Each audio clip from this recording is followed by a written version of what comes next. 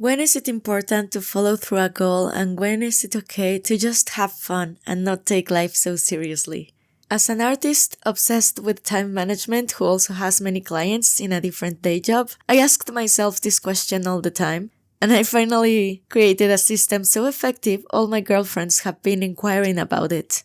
I created this system when I was sick and super broke, so I think it's relevant to anyone. Hello everyone, I am MG and I am a comic artist as well as a language tutor. It still feels a little weird, but I've become very good at it.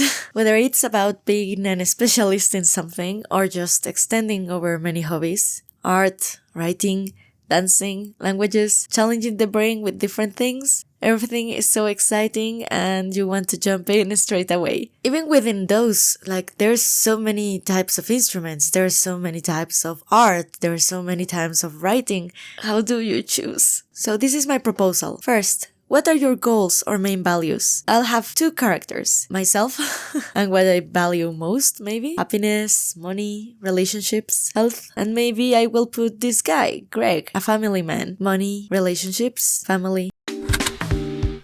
This is a pyramid. Here you'll put your interests from where you'll start to the direction you go to where you'll finish. And no, the point is not to put a million things in the lower level. Which interest is more important? Let's say I have a very important goal of making more money, sustaining where I am at life. Also taking into account that I need to save money. Which interest would be more relevant for my own career among YouTube or studying languages? So YouTube is something I know how to do a little bit, and it helps me for exposure and connections and many things as a comic artist, something I have worked for many years in art. I have been offered jobs for it, sometimes without me looking for them. People have looked for me and my skills for me to do their comics, which is a work that I love to do. Languages, and considering languages I love, Korean or Japanese or Chinese, maybe French would be a little bit more useful, but definitely down the line. I love languages, but I'm fighting to continue my career as a freelancer, hence languages will have to wait. Career capital, in case you don't know, is proof that your skills and experience are valuable and marketable in your field. Basically, you're desirable. Languages is too much of a time investment, and I'm definitely not perfect in Japanese, and it's going to take me a long time. It's not really relevant for my career, so bye, at least for now. Of course, this is influenced by my own values, where I'm at in life, and how much I can handle on my plate right now. Sometimes I overestimate myself and I still put too many things in the lower third, which is the present. When I realize that, I try to subdivide the activities into parts and place them in the pyramid. And it is here to relieve your brain, to learn to be patient, and this way you won't forget what you're striving for. I forgot to say, the pyramid is also there for you to look at the lower third and see what you're doing right now and to congratulate yourself because you're doing that thing. Sometimes we forget what we're making because we're busy seeing the top of the pyramid.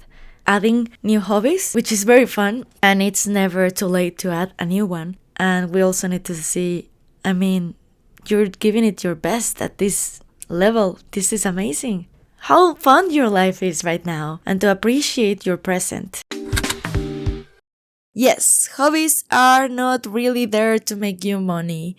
If you want to, go ahead. I do it all the time, let's be honest. But they are here because you like it and you want to have fun. And you can do a lot of them if you want to. It's up to you. When I created this system, I was very sick and broke, so this helped me focus on what things I could allow myself to do and afford. That's why also there's a money sign. The free things you can do are always great to learn to love. It helps you save money. They tend to be deeper. It depends. You may go faster if you have a different goal. Note, I'm having lots of active hobbies to combat my sedentary lifestyle, even if I adore sedentary hobbies like reading, because I value health. Now, if you're someone like Greg, the family man, maybe a wife and children, these activities may change to sports you can do with them or your bodies, or dancing in the living room with, if you're a mom with your little children, I don't know, even if you're a dad.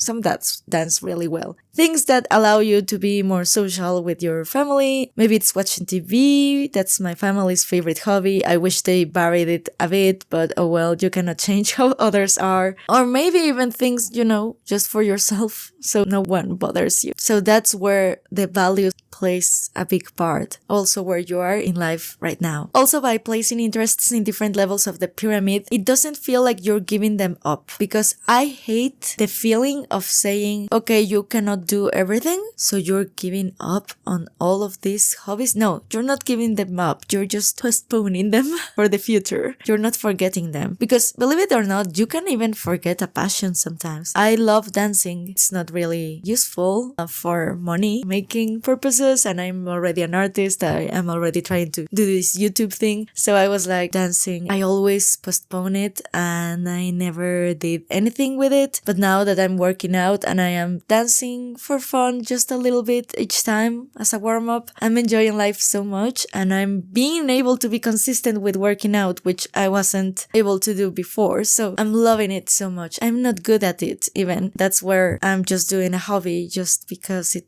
is fun. And it also helps with my health, so I can justify it a lot. But mainly, it makes me happy. Improvisation versus planning. The goal of this system is to give you peace and to enjoy your present as much as possible, with the tranquility that you're not really giving up on that particular interest. You're either postponing it or interchanging it in your free time. Enjoy the activities you can handle and become the person you want to become. Honestly, it is fun. If you're someone that likes doing a different thing each week, go ahead. It's your life. You decide. That's the cool thing about this system. You can even try out different things, and if they don't work, you're like, oh, okay, this doesn't work.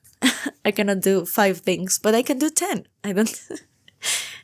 There's different people for everything, right? However, if like me, I get very easily tired, which is very annoying, but I cannot handle that many things at once, and I get overwhelmed and I stop doing many things, especially if I'm doing a lot of things that are mandatory and that I don't enjoy. It's like there's a switch. I try to enjoy my mundane life. Sometimes that's too much satisfaction, which is also good. It's good to enjoy your life, but then it's hard then to pursue your dreams because they are harder.